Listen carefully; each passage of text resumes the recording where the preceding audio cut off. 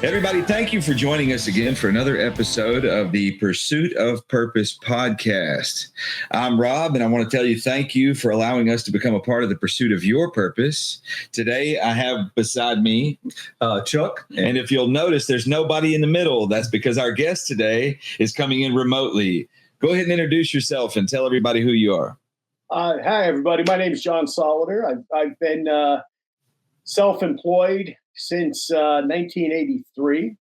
I've gone through all the different business cycles, economically, presidential, et cetera, and survived. So for 42 years, I'm a small business survivor, but also been a beneficiary of a lot of great wisdom over the years in terms of self-development and such. So that's kind of been my journey a little bit. Very good. So, John, if you don't mind, where were you born? I was born in Hackensack, New Jersey. Hackensack, New Jersey. Even us old Southern boys have heard of Hackensack, New Jersey. Yeah. 1961. Do what? 1961. Oh, very good. Very good. Tell us about your childhood home. What was it like there? What did you have traditional type, both parents in the home and that kind of thing? Yeah, my parents were married till my father passed away in 1992, and they had been married at that point for 46 years. Wow. So married a long time. So they were good stewards, brought up going to church every Sunday. Now, on the flip side of that, my dad was an alcoholic for many years. So I decided by age 20, I had tried a number of different alcohols and such, but at the age of 20, I looked at my dad and I realized that he hadn't done himself any favors between drinking and smoking. So I decided to go the other direction and really pursue good health as best as you possibly can. So I declined both things going forward in my life, and I'm glad I did. And I'll be 64 shortly, and still going real strong. Well, congratulations on that. How many siblings did you have? I've got two sisters. Two sisters. One in New Jersey, northern New Jersey, and the other down here had enough sense to come down and live in Texas. Oh, okay. Yeah. So we've got, a good portion of your family have converted over, into God's country. We appreciate having you here. What was discipline like in your home, and where did you fall? There were three of y'all. So where did you fall age-wise between the three? I was the baby. My sisters are both older. Discipline-wise, we were so-so. My parents were very religious. They actually were church singers. And they had actually met. They had the same voice teacher in Jersey City, New Jersey. So they actually met at their voice teacher. And then they did various things at various churches where they actually would get paid to, show up and sing. So we were good as far as the gospel and going to church. Where we weren't so good was in some of the other disciplines of school. For example, we were all average students. None of us really excelled in the classroom. We weren't pushed to do so because my dad was a blue collar guy, and he just figured, well, you guys will figure it out on your own. Ironically, all three of us went on to get educations, which were our own choices. But for better or worse, he and my mother decided that decision would be up to us. That, hey, if you want to pursue education, great. If you don't want to go, we're working the trades, like my father did, all my uncles did, my grandfather did when he came over from Germany. That's up to you too. So but we all chose wisely. So I think to go on and get educations. Wasn't easy, but we decided to do it. During your growing up years, most of us, of course, spent the bulk of our what we would call a work day in school. Was there extra things that you did? Did you sport or club or anything like that? Oh yeah. I loved two sports growing up: football and wrestling, and I did both. Unfortunately, the beginning of my sophomore year, we were running a defensive scheme where I went from playing middle guard to playing middle linebacker, and I was pursuing a ball carrier, and a guy hit me in my lower back. And when he did, I felt like a twinge, but you got hit, of course you're going to feel a twinge, another big guy hits you, you're running full speed, he's running full speed.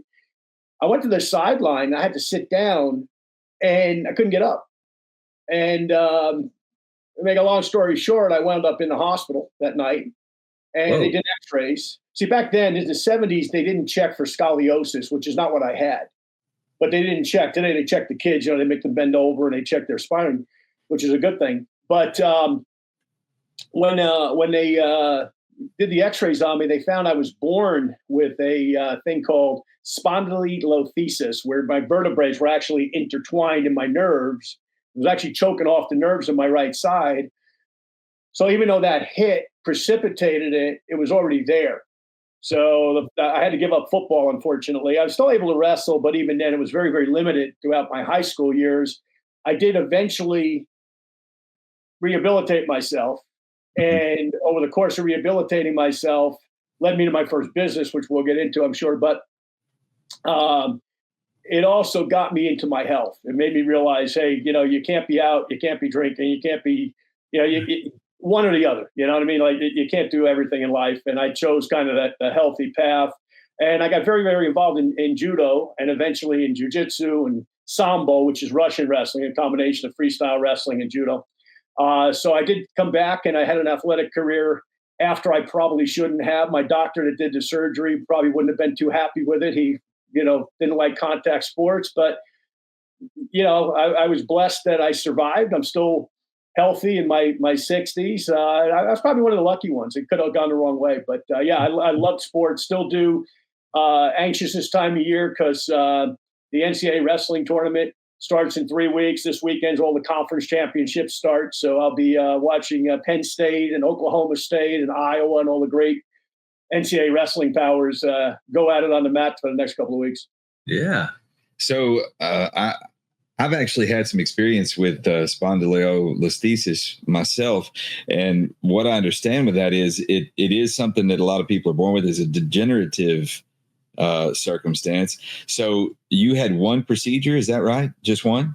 I actually had two, but the same day. I had a spinal graft and a spinal fusion and all that. Yeah. And I was 17. I just turned 17. And, it was a game changer because, interestingly enough, my father, as I mentioned earlier, had been an alcoholic. He, at that point, was dry in his life. To his credit, he had given up the booze. And he came to the hospital. I was in a hospital in New York City called the Bone and Joint Disease Hospital. Okay. And now they call it the Special Surgery Hospital, I think. But remarkable hospital, by the way. These people did incredible work on bones and such. And he came and he brought me a book by Dr. Norman Vincent Peale called The Power of Positive Thinking. Yes. And I still have it on my bookshelf back here. My original copy. It's very, it's very aged now, but I have it because that was probably my first indication that self-development existed. I did not know before that. These are some of the concepts that Peale talked about. A real simple one, for example, for your listeners was, if you think you have problems, go to a funeral parlor, stand outside. It's like, okay, so you had back surgery. So you're going to miss your junior and senior year of athletics, but you're going to walk again. You're going to be healthy again. Well, somebody at the funeral parlor, of course, that kind of game's over. So, I started to get those type of lessons that it could always be worse or it could always be better. And a lot of that was determined by our attitude. What an amazing investment by your dad, even though, a lot of people who have alcoholic parents, they tend to carry a victim's mantle for the rest of their life. And they got a lot of stuff to unpack there to try and to cope with that. But you actually received the seed that he planted into your life with that book. And it sounds like you've really parlayed that into growth, into becoming the man that you were purposed to be. That's impressive.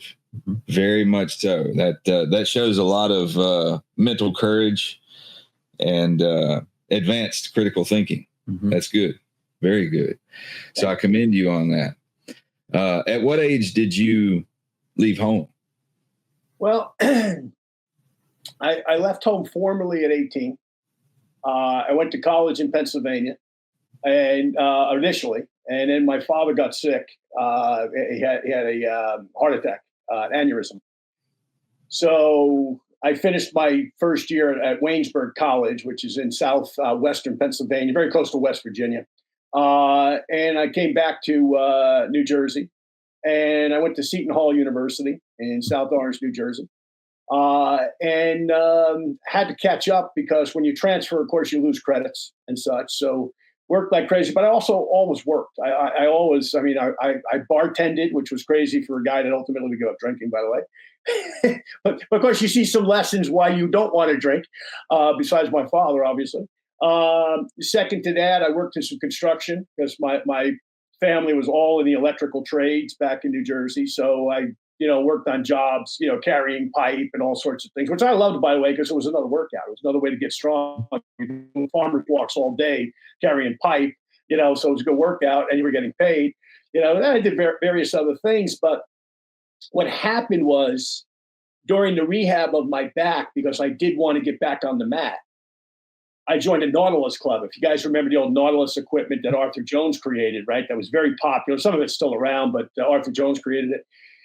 And I started to train at a club in Emerson, New Jersey. And the owner of that club was a guy named Dave Brzezinski. And Dave had been a world-class wrestler. He was actually so good that he had actually tied the great Dan Gable in the 1968 Olympic trials. It was one of the few blemishes on Gable's record. And Dave owned this club with a couple of real estate investors. And he said, look, you're here all the time working out. Why don't I give you a job selling health club memberships? And, we had become friends over the course of time. Taught me how to cheat at backgammon, by the way. It's a story in itself. But Dave gave me this job, and it was great because it was all wrestlers and judo guys and the New York Giants. A lot of the New York Giants lived in that area. So off season, those guys would come in and train at the club. So, I loved it. It was my world, a lot of athletes around. And I was about to graduate from Seton Hall, April 18th. I remember the date. April 18th, 1983. A guy came into the club who I knew from high school. He was a couple years older than me. He had gone to a different high school, a guy named Tom Houston. And Dave Brzezinski said to Tom, talk to John about your business. So Tom comes in. I got this little office I'm selling health club memberships from. And he tells me about a business. And he says, hey, for $32, you can get started in your own business. I'm like, wow, $32. Now, keep in mind, I came from a family that was zero entrepreneurs on either side, mother or father. Like nobody in my family ever had a business of any kind. Everybody worked for someone really else. Tell us yet what your parents did. So make sure you tell us that. Oh, well, my dad was a union electrician. Okay. And my mom was a legal secretary. Okay. My mother worked for the A&P Corporation, and some people might remember a very large food chain, pretty much in the Northeast. And my father was a proud member of the IBEW. It was one of the founders of a particular union my father was in Jersey. But make a long story short, everybody in my family always worked for somebody. They worked for a contractor or a big company. So I was like, okay, well, $32. I mean, I have $32, but I won't have it till Friday. I said to Tom, hey, if I can write you a whole check for a couple of days. He said, sure. And we're still friends, by the way. He lives over in Thailand all these years later. We're still good buddies. So I got started in that business. And all he said to do was, he said, I don't want you to really learn a whole lot. He said, right now, but what I do want you to do is just talk to some people that you know. I'll do the talking. You just get them in front of me. Oh, I can do that. That very first couple of weeks, I made about $800. Now, $800 to me in 1983 would be today for somebody that age. I was 20 years old. That's about $2,500 today. That's like real money. And by the way, this was, you guys know this, but your listeners may not if they're younger. Back then, everything wasn't on credit cards. Most people paid cash. Well, you had $800. You had egg and eggs today if you had that. Yeah. You could eat a real meal. Yeah. Anyway, keep going. Sorry. For $2,500. Exactly. So anyway, so that's how I started. And then a couple of really amazing things happened. May 18th, 1983. something about these 18th dates. I can remember, but May 18th of 83, I'm going to graduate college. Now, at that point, I'm still pretty left-wing in my thinking, by the way. Okay. I was raised as a Democrat, but not the crazy Democrats of today. I mean, the Democratic Party that was pro-union, pro-worker, not this lunacy that we see now. Not at all of them, but most of them. And anyhow, sorry to be political, guys, but anyhow, Ronald Reagan was going to be our commencement speaker. So I said to my father, I said, I'm not going to go. He's a strike breaker. He had fired the air traffic controllers, if you remember. I said, he's a strike breaker. He's a turncoat. He was a Democrat and became a Republican, and I don't want to go. And my father, of all people, said, hey, you worked your butt off to get this degree. We spent a lot of money we didn't have to get this degree. You've been through all this stuff with your body on top of it. You deserve to be there, whether he's speaking or not. And we do. And this was a good thing my father said, and I wish people would hear me on this. We respect the office, regardless of who's in it. So I'm going to go, but I'm going to sit back like this. I'm going to sit back with my arms folded like I got all the answers. Well, guys, Reagan was so amazing that he got up and he talked about two things that have stayed with me 42 years later. One was the fact that the people in East Germany wanted what the people in West Germany had. They wanted variety. They wanted to be able to go into a clothing store and not have two colors to choose from. They wanted to go in and have, 17 colors or whatever to choose from. They wanted variety in food. They wanted variety in opportunity, most importantly. And he talked about the fact that capitalism frees people. I had never heard that before. Despite my education, despite everything else, I never heard that. I probably did, but I just ignored it for whatever reason. But the second thing he said, I was now at the edge of my chair because I'm like, wow, this guy's making sense. And by the way, he had that ability, like Winston Churchill did, like John Kennedy did, like others, where even though there's 4,000 people, there's Secret Service and press and, parents and grandparents and all of us kids, he had that ability to speak like we are right now, where I felt like he was right in front of me talking to me. And he said, 1932, height of the Depression, he graduates college. He goes back to Illinois, where he's from, and he works as a lifeguard. And he finds a guy who's super successful in business at that time, despite the Depression. And he says, I'm going to seek his counsel, right? And he talks to the guy, and the guy says, listen, here's what you need to do. And they used to call him Dutch in those days, which makes no sense because he was Irish. But anyway, they called him Dutch for whatever reason. And he said, hey, Dutch, here's what you need to do. You need to find somebody to mentor you in a business that you're passionate about. Well, in his case, he said, I like broadcasting. I want to be a broadcaster. So he gets a job eventually with an affiliate of the Chicago Cubs, starts to broadcast minor league baseball games. A guy from Westinghouse hears him, says, well, this guy's got a great voice, great delivery. Brings him out to California. They do some screen tests. He winds up doing commercials. One thing leads to another. And my opinion, probably the greatest president of my lifetime, certainly. And I became a Reagan, not only a Reagan voter, but I became a Reagan believer in his philosophies, which were just so right and transparent. And he was such a great communicator. But more importantly, when he talked about mentorship, I'm thinking, I'm still looking for a job. I'm still looking for somebody else to employ me. Here I've really been self-employed for the last 30 days. I made $800 in my own business. Not really having any clue what I'm doing, but I'm getting mentored by the guys in my upline. I'm getting mentored by people who care about me being successful. I'm thinking, well, wait a minute, maybe I found what I should do. Fast forward about another 30 days, I go to my first ever real business meeting in Hartford, Connecticut. And interesting story in itself. I go up there with Tom and about 5 other people in an old Volkswagen that's literally falling apart. How we got there and got back, I don't know, but we did. But more importantly, the guy leading that meeting becomes my mentor in the business that I've been in for 42 years. Still my friend. He's still alive. He's about to turn 80 this month. And he says these words. He says, for things to change, you have to change. And for things to get better, you have to get better. Now, once again, I didn't grow up with those type of philosophies. I grew up with the government needs to change, the president needs to change, your next door neighbor needs to change. Everything is all somebody else's fault. So all of a sudden I got that guy's words that day and I wrote them down and I adopted them. And what I realized was that the most important thing I needed to work on was John. Not necessarily on my business, not necessarily on anything, but on things like my speaking skills, my writing skills, my communication skills, my self-development. I had already read not only Dr. Peel's work, but I had read Think and Grow Rich by Napoleon Hill. I had read As a Man Thinketh by James Allen. I was starting to get exposed to all of this philosophy of self-development, most of which, by the way, is biblical. Most of those authors were biblically driven, but whether they were or they weren't, I was starting to get the picture that I needed to keep working on John. And that's an ongoing project. I'm still working on John 42 years later. It's not a completed project yet. And at almost 64, guys, I have a long list of stuff I still want to do, read, go to, visit, but it's still a process.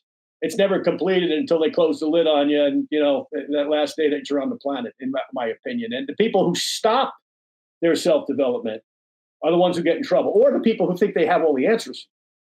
Well, if you do it right, if you do what you're talking about and you focus on building yourself, then even when they close the lid on you, your legacy continues, because what you've done to find fulfillment is invest and become a mentor to others and build others. So truthfully, it never ends. Never ends. If we do this right, with the right motivation. Mm-hmm. So that's beautiful. I'd like to share a story, if it's okay, about Reagan. You talked about how he was so charismatic and about how he was such a great communicator and orator. He was in radio. Mm-hmm. He was a radio announcer, like you were talking about, for the Cubs. And did you know about the game where they lost the game in the broadcast? They lost the feed to the game, but Ronald Reagan kept going. He kept announcing the game as though it was real and live. Mm-hmm. He was talking about the pitches were coming in and strikes and strikeouts and home runs, all this stuff. Yeah. And there was this period of time in the game where he made everything up. Wow. And nobody knew it unless they were sitting in the park watching the game. And then when he finally got the feedback, he drew it all together and made it as though it never mattered. Like by the end of the game, they gave the accurate score and all that kind of stuff, because I, if I'm not mistaken in the story, they got the feedback, but he was so good at speaking extemporaneously and being so believable that nobody noticed. Wow. Like they completely lost the ability to see whatever was going on the field. And he just kept going. Right. And it was one of the highest rated broadcasts of its time. It was amazing. So it's pretty fascinating. Well, just for your listeners, not to get off on this, but I was out in California in September. My daughter was living out there, and we went to the museum. And it's an incredible experience. I mean, it's a living history thing. I mean, if you're our generation, you remember some of these things happening as meetings with Gorbachev, for example, but you also can sit down to your point about that. You can also sit down and actually broadcast a game with him. They have a simulator that you can do that with, which I did, of course, which was really, it's like, hey, I'm broadcasting with Ronald Reagan, and you take pictures. That would be fun. Very, very well done. So what did you go to college for?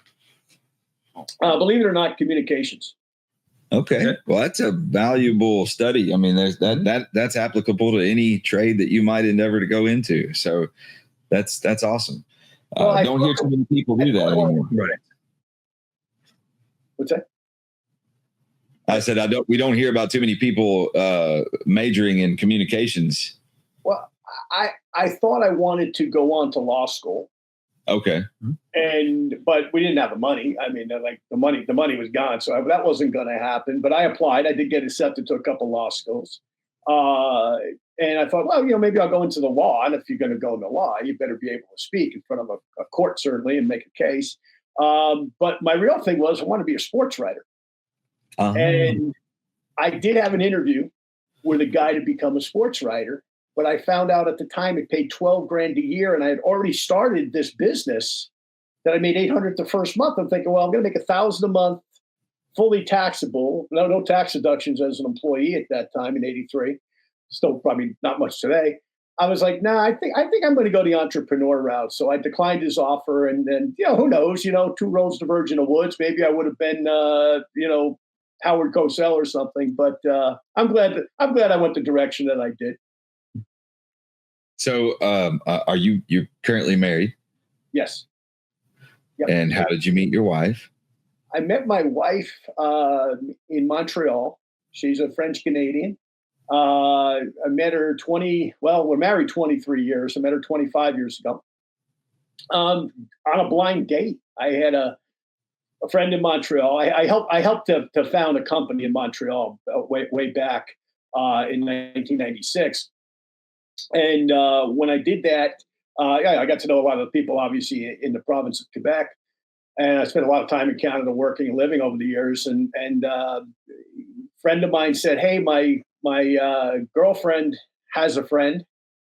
And I had an aversion to meeting a single mom, to be very honest about it. And I knew she was a single mom. She had a then 5-year-old daughter. And I said, I don't know if I want to go through the complications. I'm too selfish to do that, of taking on another man's child. And I was driving here in Texas. I lived out in Crum, Texas, which is near Denton, if people know our great state.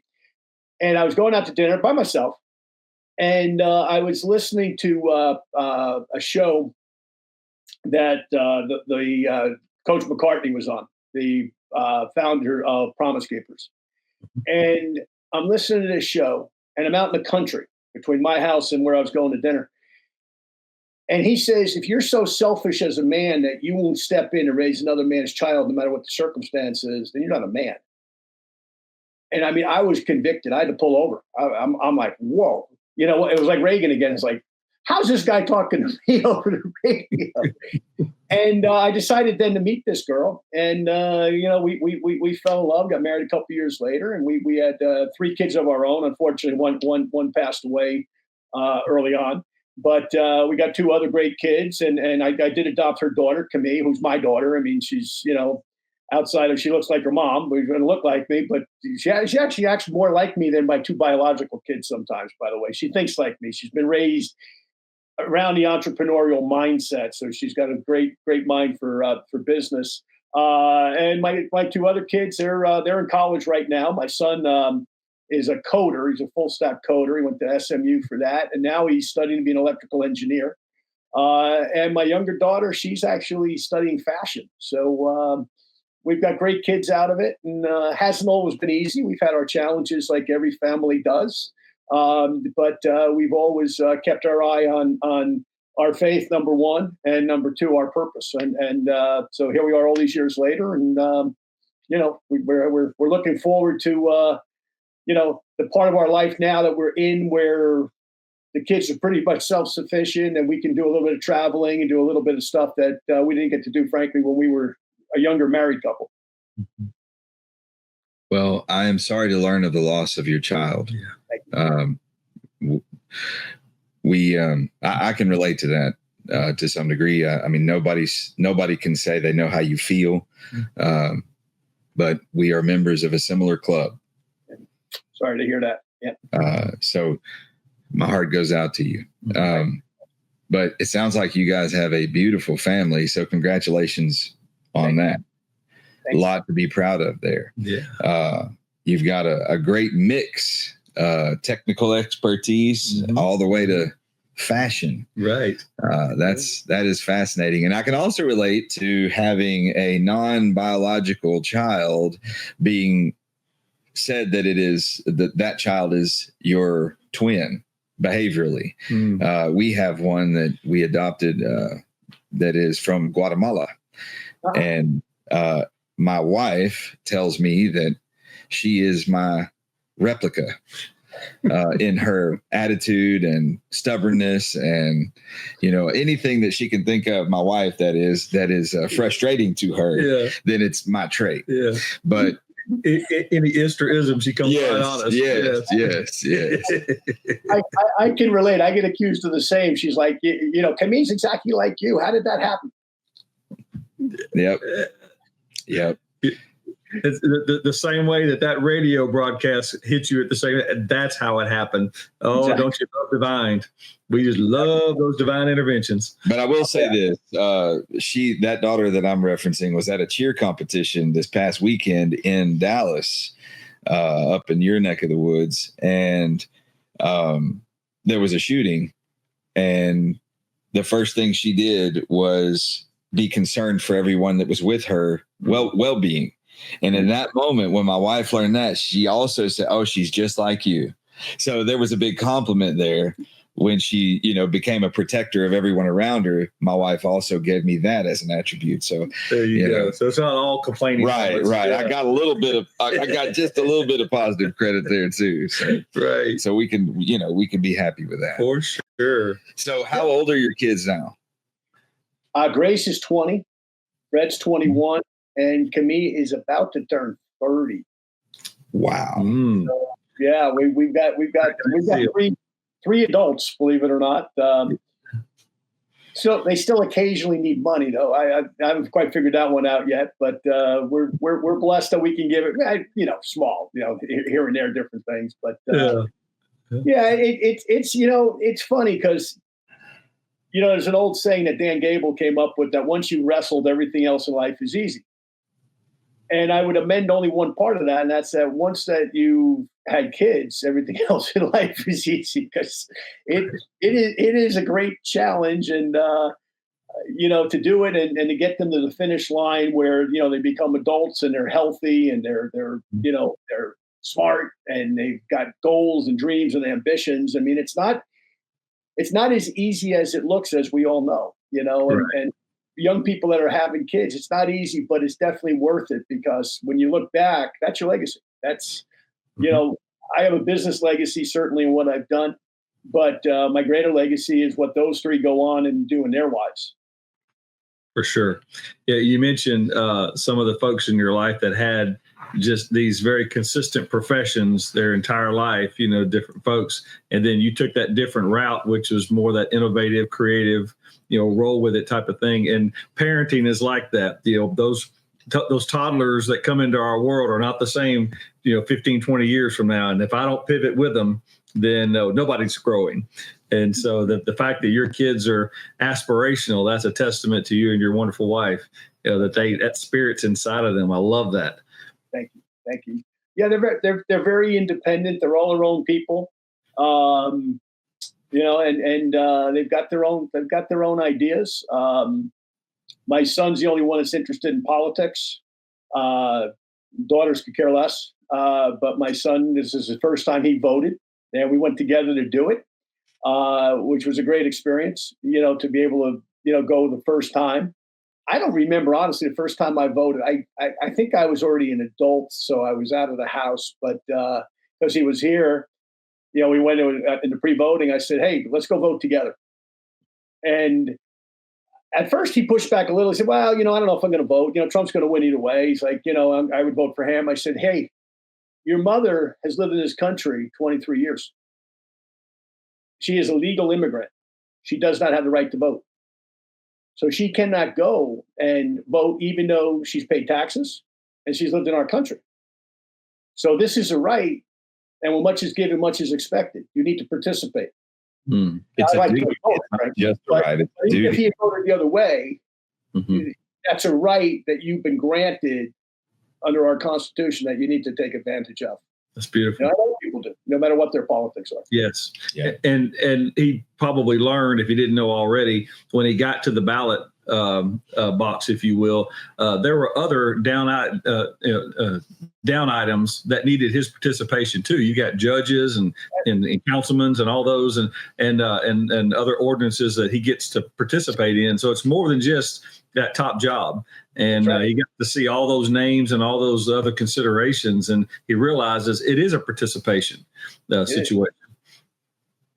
Definitely, and I was glad that he did it. I was glad we got a chance to do it together. But more than that, it's a great point because he said to me the same thing. He said, I'm voting for like the railroad commissioner. I'm like, yeah, all part of the product. And by the way, all these people have important jobs. Yes. And I work to teach our kids that, your local election, sure, the national election gets a lot of attention and a lot of media, all that kind of stuff. But the local stuff's what really impacts your daily life. Right. If you really want to make a difference, you get out there to the polls and you vote, because in your local politics, your local elections, that's where all the differences are made, like bond issues, like you said, the railroad commissioner in your state. Like your county officials, all that stuff directly affects your life every day. Let a storm come through, and those are the folks that they're on the scene, making immediate decisions in our community, not some national office. It's the commissioners and the sheriff and all those folks. And Rob's participated in a lot of those things. Thank goodness. We have intelligent, good thinking people who get involved. Whoa. Don't accuse me of I know. intelligent. I know the chair's only so big, but we'll get you in it. Don't worry about it.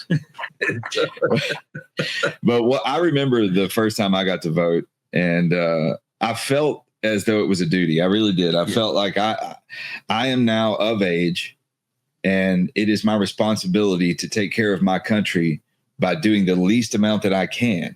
And that is my vote.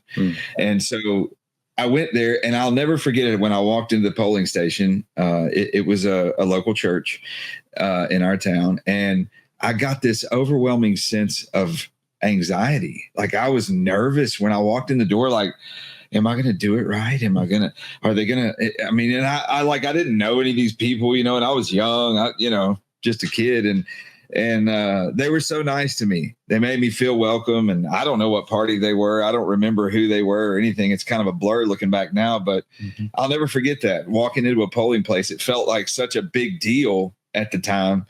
And I was so nervous as a young person. So if you're a parent out there watching this, I would encourage all of our parents that, teach your kids, take them with you when they're too young to vote. Let them watch you. That is, as a parent, you have every right to bring your kid into the voting booth with you. Let them see that it's okay to be a part of the process, that it's a good thing to let your vote and your voice be heard in the way and system that we have. Let it happen. Show them that that's how we truly be patriotic in America. It's funny you say that. We lived near each other for a long time. So one of our polling places was a fire station. And then sometimes I think I went to that same church. And I remember people bringing their, middle school type age kids in there who could understand. And they would bring them in. And the polling attendees were very kind. And they got to see it was a really, really privilege, and a lot of other neat things went on there. And my first voting was in '88, so I got to live under your good decisions of keeping Reagan in office, and then I didn't get to vote until that election right after his, which would have been Bush's first election, just because I'm a 1985 graduate, so I wasn't age eligible till then, and I was in college, so there was some kind of there's some kind of dispensation because I wasn't at home. I couldn't go home in the 1st of November because I was out of state, but they made some allowances. I'm not sure how it all went down, but I know that me and a bunch of other college guys, I went to a Christian college in Oklahoma City. We all went over to this particular building and they had it all set up for us. So it was pretty cool. Just one side note to that too. And I think what we're doing right now is the new media, because if you think about it, Barron Trump got his dad really to see podcasting as the new media. And Trump did over 300 shows like we're doing right now, where he got out there and he talked to the people that weren't watching CNBC, MSNBC, Fox, or CNN, which was obviously a lot of people. But at the end of the day, there's a lot of younger people in particular. They don't watch TV, period. They just, they just don't watch TV at all. I mean, they might watch the Super Bowl or something, but they're generally not watching TV. And even if they watch that, they're watching on a tablet or something. So that was real smart on Trump's part and his son's part, because apparently Barron's want to let him to kind of go, hey, yeah, there's millions of people out there that are voters that I can reach. And I think Kamala was on 4 or 5 podcasts. So as we get to 2028, I think we're going to see a lot of politicians in both parties and third parties for that matter that say guys like us that have podcasts, hey, can I get on your show? whether you have 300 listeners or you're Joe Rogan, it's like, hey, you have listeners that can pull that lever for me. Let me tell them what I stand for or don't stand for that matter. So I think this is the new media. I really do. Well, we're not going to argue with you. Right. And so you talked about your first entrepreneurial endeavor. You talked about getting a taste of commission style pay scale, but you didn't say what you did. Oh, that first business was a nutrition business, a network nutrition company. Okay. And like here, I'm sorry. Like Jim Rohn? Yeah. That's kind of where I started. I started with Jim. Well, I started with Jim. Ultimately, worked at Herbalife. Yeah. Mm-hmm. Yeah. That's and I got, if I have time, I got two fast things that happened. Okay. Go. One, I'll tell you about my experience with Jim. Okay. What led me to Dallas, I came down here in 1992 to help a friend of mine, a guy named Charlie Regis, who had a company here in Dallas called Advocare. And he brought me down here as a consultant just to kind of help him. He was getting the company started, and he had some different things he needed help with, frankly. Like any young company, there's a gazillion different details. And he also hired a guy named Ron Reynolds. And Ron Reynolds, if you look in the book, The Seasons of Life, he was one of the people or the person that really participated with Ron in putting that book together. So fast forward to 94. Ron Reynolds comes in my office one morning and he says, would you like to have lunch with Jim? Now, how many guys you think are named Jim in our business? Probably a couple of hundred. I'm like, well, Jim who? And he goes, oh, Ron. Because, they're personal friends. They work, Ron actually worked for Jim. So I'm like, let me see if I can clear my schedule. Like, okay, I'm going to have lunch with Jim Rohn. Like, duh, short of Ronald Reagan, like I'm probably going to, it doesn't matter who I have an appointment with. I'm going to meet Rohn. So we go to a restaurant here in Dallas and we had lunch and Rohn looks and two things with Jim. He always had his glasses on top of his head. Always. I don't know if he ever wore them. He just always had them up here. And he was a fairly small man. He's about 5'9", I guess, 5'8", 5'9". And he looks at Charlie and he looks at Ron, who were then in their 50s. He looks at them and he says, I don't know if I can save these two, but you're still young enough to be saved. And I knew what he meant. Because Jim Rohn believed you write everything down that made any sense because you're never going to remember it the next day. Even at 35, which I was then, it was like, you're never going to remember it. And so you would have thought I was Usain Bolt sprinting to my car, get my date timer, and bring it back so I could make notes. So I get back, I sit down, and Jim also, he always called you by your last name. So I was Mr. Solleder. He said, now, Mr. Solleder, he said, what if the waiter comes over and says something so profound and life-changing in your business, or more importantly, in your life, and you don't write it down? And you go home tonight and you think, that waiter really made a great point. I'm going to go back to that restaurant tomorrow and ask that waiter what he said. And you come back tomorrow and that waiter's been fired, or that waiter quit. Or the waiter just can't remember what he said. He goes, it's gone forever. It's like, wow, what a teacher. What a teacher.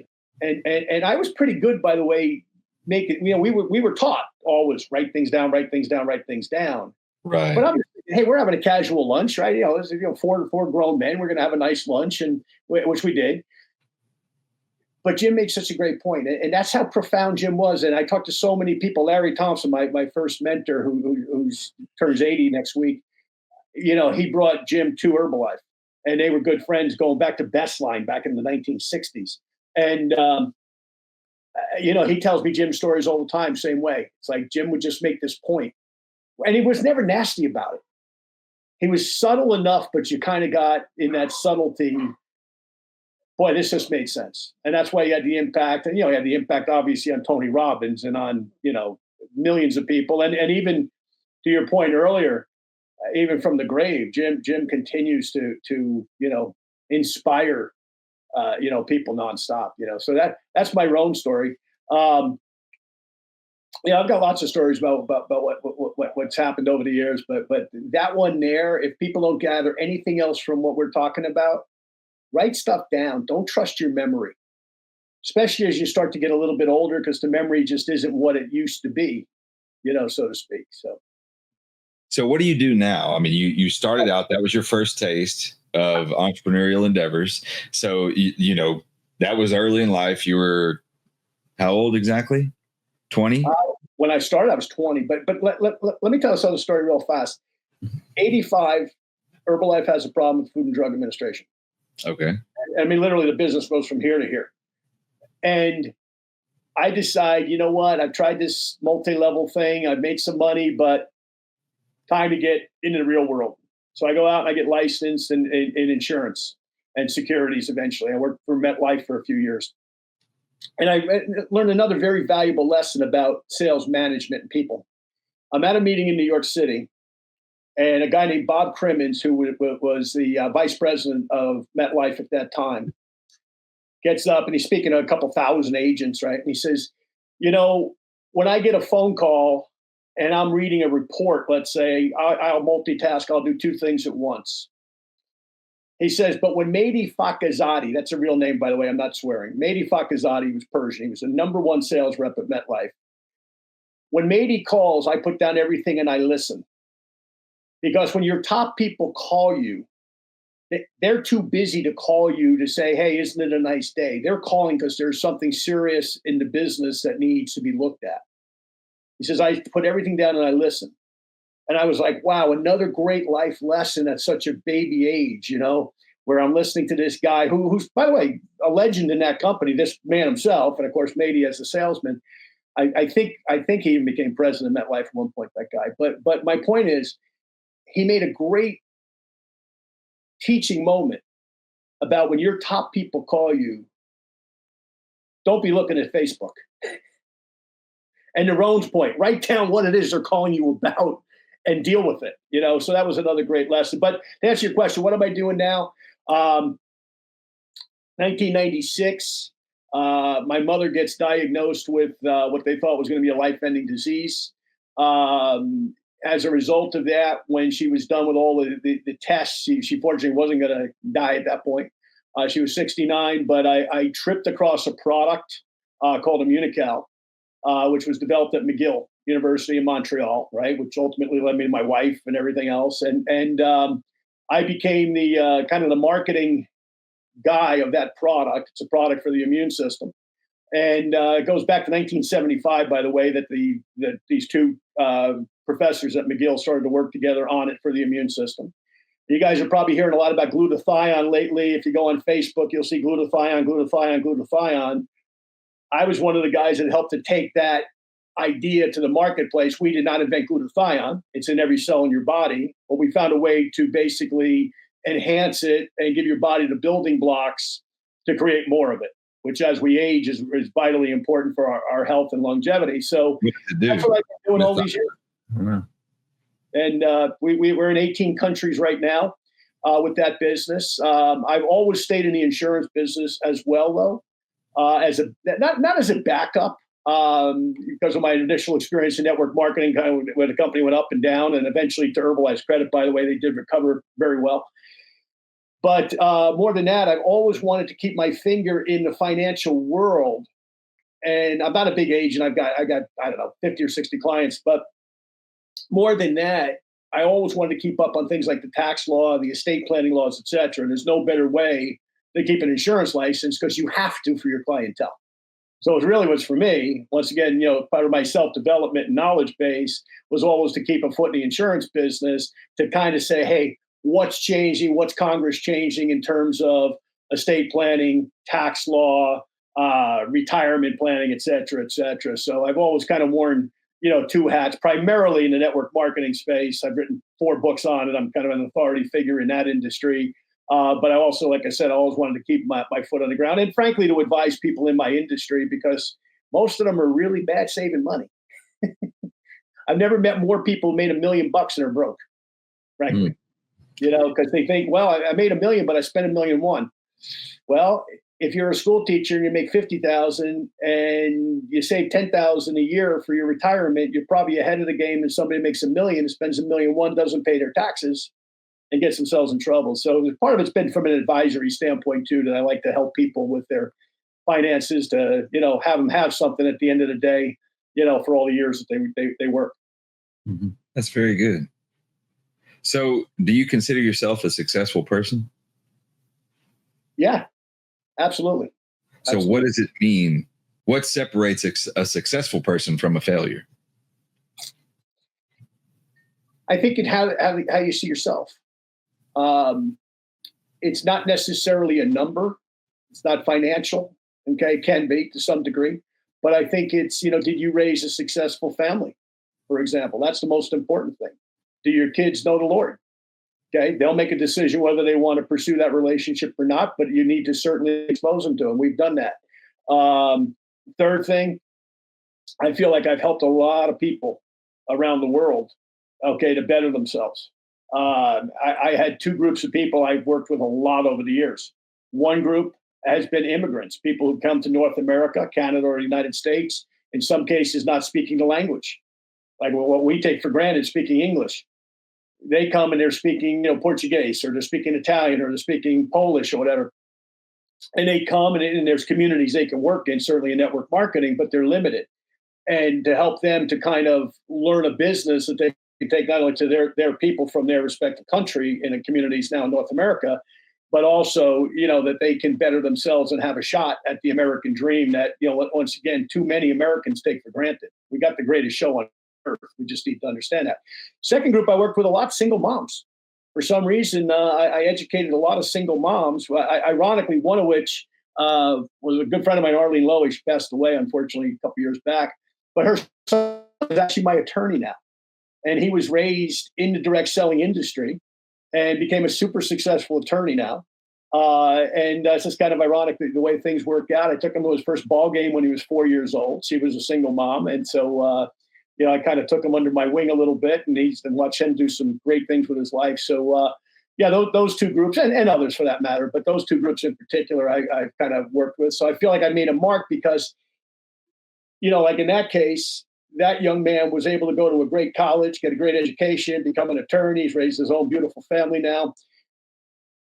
If I had not done what I did, they may not have been able to do what they did to help their kids go to a better school, for example, right. Or have piano lessons or the karate lessons or whatever it is that they wanted to pursue. Mm-hmm. So success is passing it along to the next generation and the next group of people. Sure. So in your looking at yourself, looking at some of these interests that you've been attracted to, all throughout the years and whatever. So what would you say has been and then will be your mission, your personal mission in life? When it's all said and done, that some of the lessons that I learned, in some cases the hard way, that I passed them along to my family, to some of the young men that I mentor, because I have a mentorship program that I've got about 7 or 8 young men that I mentor on business, where in some cases their dads are not business guys, so they come to me for business advice. One of which, for example, is about to graduate the University of Houston and go on to get his MBA at Rice, that I've been mentoring for the last few years. His dad's a great guy, but his dad's a working guy, so he can't teach him stuff that I know. So he's been coming to me since he's 14, and he's just developing beautifully in his life. But that when I'm gone, that those guys say, hey, what would John have done here or there? And they give that pause and just say, what would he have said or done? Hmm. And that to me, that's vitally important, that you give back to the next generation of people that make their own decisions, but think, okay, what was the right thing versus maybe the wrong thing to do, in any situation. So part of your legacy then is to influence the character of future generations. Absolutely. That's what you hope for. Mm-hmm. So what does it mean to be a leader for you? I first of all, I think a leader leads from the front. One of my heroes is Teddy Roosevelt. And if you look at Roosevelt, when he was in the war, He was on horseback, but he was in the lead of his troops. His family's very wealthy, right? He could have hidden out, and he led from the front. A leader leads from the front. I will not ask anyone to do anything I haven't done in business or personally. Okay. I'm not somebody who says, hey, you go do it. And they go, well, how'd it work out when you tried that? Oh, I never tried that. I'm willing to take the bullets. I've reinvested in all of my businesses. I've always been at par with the corporation in terms of my reinvestment in the business. Okay. I mean, a company's much bigger, obviously, but if they're putting 90%, I've always put like 10% of my money back in my business constantly to propel the business. I've never said, well, the company needs to do everything and I need 100% profit. No, you need to be willing to participate in the process of business. So I've always been willing to do that. I think a lot of the people whose businesses I've worked in network marketing through the years have appreciated my commitment financially back into, not only from a leadership standpoint, but financially back. And sometimes you got to lead with your money as well as your skills. That's good. It is. I like it. Mm-hmm. So we're drawing towards an end of the interview, and you've been a great guest, but something you talked about earlier that you didn't really give much description or detail on. You said you've written 4 books. Mm-hmm. Okay. So I'd like for you to give yourself a bit of a shameless plug. Tell people the names of your books, the genres of your books, and where to find your books. Well, I don't mind a shameless plug, and thank you for it. But moving up 2020. Okay. This was a series that started out as just moving up. And the first one I wrote was in 2010. And then there was sequential ones where I updated it. This was the 3rd edition, Moving Up 2020, which I wrote for 2020 for a lot of reasons. 2020 vision, 2020 was going to be this amazing year. We know how it turned out. COVID happened. But this book here has a lot of strategy and tactics to it. Okay. And one real simple, one real quick. And this works in any sales environment, whether you're selling real estate, cars, insurance, network marketing, whatever. Put 10 pennies in your left pocket first thing in the morning. Every time you talk to a prospect, move one to your right pocket. Sounds real simple. It gets you in the habit of talking and communicating with people. That's one of many things in this particular book. All on Amazon, by the way, all digital too. You can just download it in Spanish as well as English. And then Leave Nothing to Chance. Now, this book's got some stories in it about people I've trained through the years. It's got a lot of their testimonials in it. Not saying, hey, John's great and wonderful, but in other words, what happened to them? How did they deal with circumstance? And in some cases, they'll apply things that I taught them, strategy-wise in their particular business. It's also got some concepts in it. And both of these I wrote with co-authors, but I was the primary, and they were contributing, so to speak. I'm in the process of writing some new books on finance and network marketing, where the two things I know best business combining. Because once again, one thing troubles me is to see somebody who works really hard, and they start to get to the end of their lives, like I'm hopefully not the end of my life, but the end of your working years, let's call it, your 60s or 70s, and they've got no money. And that doesn't have to be the case. So teaching them some basic fundamentals on finance so that they have the life insurance, they have the long-term care insurance. If they have kids that need to go to college, they have their 529C programs established, right? So they do the right financial stuff. And whether you make $1 million or $100,000, doesn't really matter. The concepts are the same. So I'm in the process of writing those books now. There'll be 5 of them on 5 different topics, and I'll be releasing them at some point this year on our website, which is johnsolleder.com, and they'll be sold on Amazon, of course.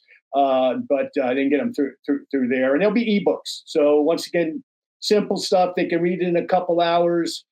It's not so fast that you read it, it's that you absorb it, that you go back and you take notes with the highlighter and you say, I'm deficient here, or I'm deficient here. Let me fix this part of my finances. Okay. Because we need to teach, and we're doing a terrible job in our schools. I'm so glad to see Linda McMahon taking over that, and hopefully she'll do something about it because she's an entrepreneur. Mm-hmm. We need to teach people about financial stewardship. And when I went to school, we taught about how to run a checkbook. People don't even know what a checkbook is anymore. Right. No. They don't even, most of the youth have never even seen one. Exactly. They don't know how to balance a bank ledger. They don't even keep one. Right. They just look at their app and hope that there's money in there. Right. Or they want to be the lady who says, "How can my check bounce? I got checks left." It's like, it doesn't work. We need to teach people how to at all. By the way, not just our young people. I mean, I talk to people our age, and it's like they're clueless about money. Mm-hmm. And if you think, and I'll just say this, and this is not, I'm not running for office here, and I'm not endorsing Tommy Tuberville, but he's absolutely right. There are going to be people showing up in Washington one of these days, like one of those old Frankenstein movies with the pitchforks and all that, saying, "Where the heck is my money?" Because when you look at what most of us have contributed to Social Security and what your payout is, it's not even close. So, once again, hopefully there's going to be some remedies to that in the current administration. But whether there is or isn't, it's like your health. Don't depend on the doctor. Depend on you. Same thing with your finances. Don't depend on the government. Depend on you. And if all those other things contribute, terrific. But don't depend on that or be dependent on that, because you're going to be disappointed. Right. I really love what you've authored there and your other opportunities to influence. And I was going to mention, I have a lot of folks that come in for counseling, and every now and then, we get into subjects and they basically tell me, well, no one ever told me that. No one ever talked about these things. And one lady's she's kind of comical. She goes, we could have done without some of those ridiculous math classes that I never use. And I could have used one on how to manage my money or how to pay taxes. She said, they didn't teach us these things. They taught us ridiculous things that are now have no application in my life. I go, that's a good point. You might want to bring that up maybe at the next a school board meeting or something, and see if you can't make a difference. Either that, get out there in the community and find it for your kids. So I'm glad you put a lot of those things in print. Yep. Well, and I couldn't agree more. I mean, you look at some of the best school systems in the world are in Singapore and some of the Asian countries. They're not teaching nonsense stuff. They're teaching the things that their children are going to need going forward. And we got to get back to that of teaching people basic fundamentals, right? What's a debit? What's a credit? I mean, come on. If you don't know that, forget running a business. You can't run a household, So we got to get back to the things that make not only our country great, but people great with all this tremendous technology. And I love all the technology and AI and everything. I'm using it myself. It's all terrific. But at the end of the day, if you forget to pay your taxes, you have a problem. If you forget to pay your mortgage, you have a problem. If you forget to pay your car payment because you don't know you're supposed to. I mean, these are basic things, and they sound so, most of your listeners are going, come on, I know how to do that. But you'd be surprised how many people don't, and how many people procrastinate. Here's another thing. How many people procrastinate on their finances to their 60s? And all of a sudden they find they have no life insurance, and now they're sick. And now, how come I have to pay $200 a month for $10,000 when I die? Because you didn't do it when you were 40 and healthy. Mm. So you're either going to pay then or pay now, okay? For your younger listeners, folks, get financial stewardship in your life at an early age would be my suggestion. The earlier, the better. And something else that those other nations you mentioned are teaching is not just the fundamentals, reading, writing, and arithmetic, and money sense, but they're also teaching universal laws, philosophical universal laws like sowing and reaping, supply and demand. Mm-hmm. It's silly things that we take for granted. Our generation was taught. Mm-hmm. We were taught through school and at home. We were taught socially, and we're not teaching these new coming generation the foundation of life. Mm-hmm. That's right. And it's really it's disappointing in me. Like I feel responsible for this. And anyway, I'm glad to see that you're taking it upon yourself to add those things that you've got there in your books, and that you are working to implement that as part of your legacy. So thank you for that. Mm-hmm. And thank you for being a part of our show. We are definitely drawing to a close. We keep these to about an hour, and we're a little over that right now. But I've got a couple of questions that traditionally we ask. And before I do, Chuck, is there anything that you'd like to ask? Not particularly. Well, I will say this. So as you move forward now for, like you said, 40-year career and all those sorts of things, if you were to say, if you don't mind, I'll just ask this question as one of our traditionals. If I know you look for opportunities to influence, that's what the writing's about, and that's what the mentor and like the young man that's now in law school. And so we do have connections to various folks that do involve young people. Then they get to listen. And this is why we have inspirational people like yourself on. So now you have a chance to just take a couple of moments, maybe just a few phrases to say, I want to leave these few things of influence with these young people. Like as if you're talking to a younger version of yourself, and to say, these are things I wish that I would have known and I want them to know it. Do you have a couple quick things in mind? Yeah. Great question. Thank you. First of all, the most important thing you work on is you. Always. Okay. That's everything from your faith to your finances to your self-development, to work on it constantly and passionately. Okay. That's number one. Number two, that what I heard 40 years ago, if things change, you have to change. For things to get better, you have to get better. Don't look at your next door neighbor or some other individual or the government to make you better. You make you better. The information and knowledge is out there for you to do that with. And there's so many great things that you can apply. Okay. Don't waste a bunch of time on social media about, whatever. Spend time working on you and on your brand.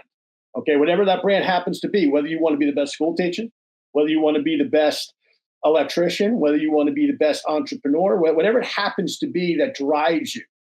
Like what Ronald Reagan's mentor told him there at that, at that swimming location. Find something that you're passionate about, because if you do, you never really do a day's work, to be quite honest about it. Okay. Because you're going to say, hey, you know what? I actually want to do what I want to do every single day. The fact that I get paid for it, all the more better. But if you have dollar signs in your eyes with whatever you're doing, you won't be good at it. The best doctors, the best lawyers, the best school teachers, the best electricians, the best carpenters, the best whatever, they actually enjoy what they do. They're passionate about it. Okay. So they're not sitting there going, wow, it's 5 to 5. They're looking at their watch saying, I get to go home in 5 minutes. That's what an hourly employee does who hates what they do. If you're enjoying what you do, you never really do a day's work. Now, that doesn't mean you're not going to have challenges. That's just life, right? But at the end of the day, you're not doing it just for the money. That's not good enough. We see great entrepreneurs in the world right now. Some of the greatest. Jeff Bezos, for example. Okay. Elon Musk, for example. These guys have interest. I mean, look at the stuff they're interested in. Yeah, they make a lot of money doing what they do and figuring stuff out, but they want to go to space. They want to go beyond the horizon. They got all these big, what I call big, hairy, audacious goals, okay, BHAGs, right, that they have for their lives, okay? The fact that they may impact us along the way, all the more better, but they have it for their lives. It's not, those guys have more money than they could ever spend. So it's not about the money. It's about the pursuit of purpose, like your show says, okay? And also, to quote Al Davis, right, the pursuit of excellence.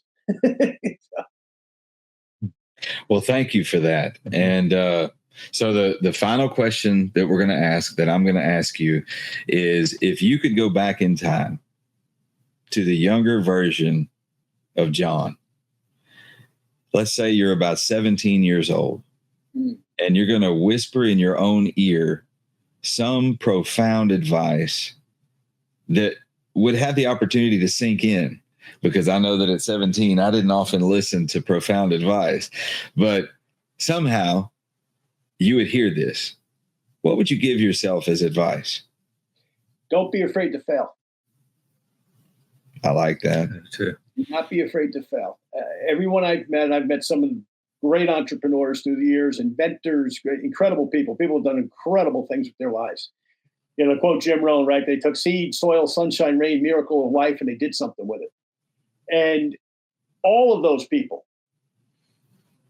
were not afraid to fail. And yet all those people had failures in their resume, as do I. Okay. They weren't afraid to say, hey, I tried it this way. This didn't quite work. Let me tweak the engine, or let me try it this way. And all of a sudden, oh, they're successful, or an overnight success story. And then you go, overnight success story. It took 20 years. Right. Right. Right. So don't be afraid to fail. You're going to try things that may not work, or the way you're doing them may not work initially. And all of a sudden, a tweak here, a tweak there. And all of a sudden, it's like, oh, it's working. No, that's beautiful. Yep. It really is. Chuck, have you anything to add?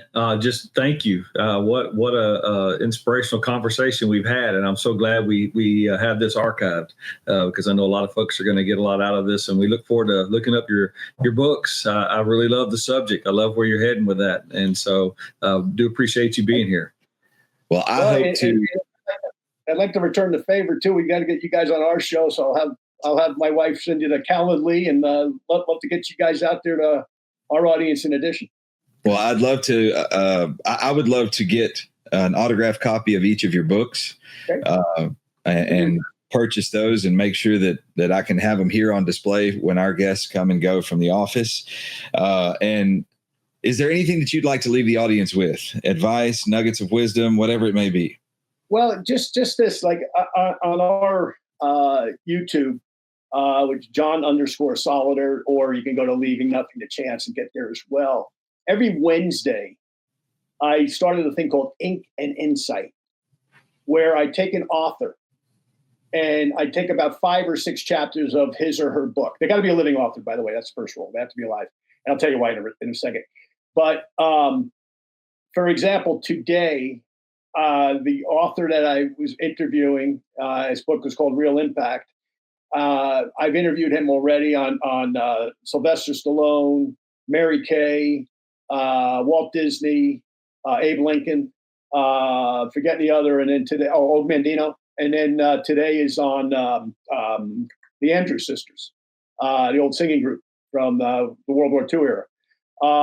And then I got another guy. I'm doing a book called I Am after that. But every Wednesday I do that. So if you want, start listening to that, because when we're done with a series, like we're done today with that first book, Real Impact, on Friday, we'll have a live interview with the author.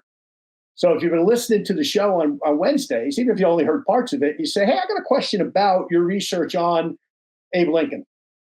Well, here he is. He's a live author. Ask him what you want to ask him, right? So it's just something fun that we've been doing, but I like for people to still read, because, read and grow rich, okay, makes a lot of sense, okay, and that just doesn't mean economically. It means in terms of your experience, right? So I really want to encourage people to read. I've never met a successful person yet that doesn't read. It's plain and simple. So we want to inspire people to read, and Ink and Insight is hopefully doing that. We'll find out on Friday how many people actually show up, but we're seeing the numbers on the show, so it's interesting. And we have another book that we're doing after that, building an empire, a guy named Brian Carruthers, who's the top guy over at Legal Shield. I got a background also in real estate, very successful young man. So anyway, we're this is something we're going to do. It's one of the things, once again, that we're doing to give back, because when much is given, much is expected. So we would constantly want to give back to our listeners and encourage them to do the same with the people in their lives. Well, that is amazing. And John, thank you for being a part of our show. Thank you for bringing your message to our audience and your story. Thank you for focusing on leaving a legacy of positive leadership with those that you come into contact with. Thank you for everything you do. Mm-hmm. Out there, thank you for our audience. We appreciate you all participating with us. And before we close the show, I'd like to thank the audience for helping us reach a milestone. We have gotten over 400,000 downloads on our audio podcast version. We are greatly appreciative for that. We have made it into over 20 countries worldwide. And I'd just like to say thank you to all of you out there who have made that possible. Yeah. Thank you. Again, I'm Rob. I'm Chuck. And today we've had with us John Solleder. Thank you for allowing us to become a part of the pursuit of your purpose. Y'all have a great day.